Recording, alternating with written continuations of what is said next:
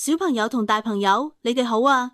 今日我哋聽到一個好溫暖、好有希望嘅故事，就係耶穌 BB 出世之後，瑪利亞同約瑟帶住耶穌去到聖殿，將佢奉獻俾天主。喺聖殿入邊有一位好有信德嘅伯伯，叫做西默安。佢一見到耶穌就好開心，因為佢等咗好耐，終於見到天主答應嘅救主啦。佢仲話呢一個 BB 係照亮世界嘅光，係為萬民而來嘅救主。但係西默安都提醒瑪利亞，將來會有困難，心會痛，不過天主一直都會同佢一齊。耶穌出世之後，爸爸約瑟同媽媽瑪利亞照住天主嘅法律帶耶穌去聖殿。喺嗰度有一個好虔誠、好有信德嘅伯伯叫西默安。當佢一見到耶穌，就知道呢個就係天主應許嘅救主。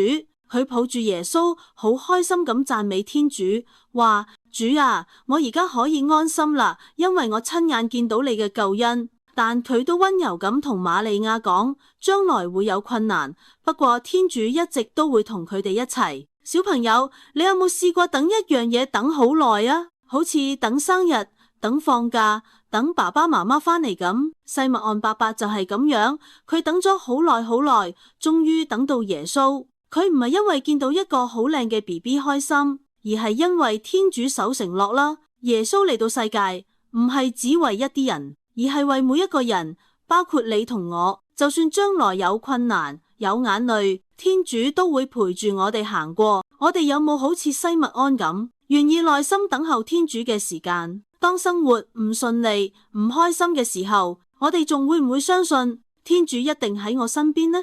今日我哋可以學習信任，學習等待，因為天主從來都冇離開過我哋。親愛嘅天父，多謝你將耶穌送俾我哋，帶俾我哋希望同光明。當我哋遇到困難、唔開心嘅時候，求你幫助我哋記得，你一直都喺我哋身邊。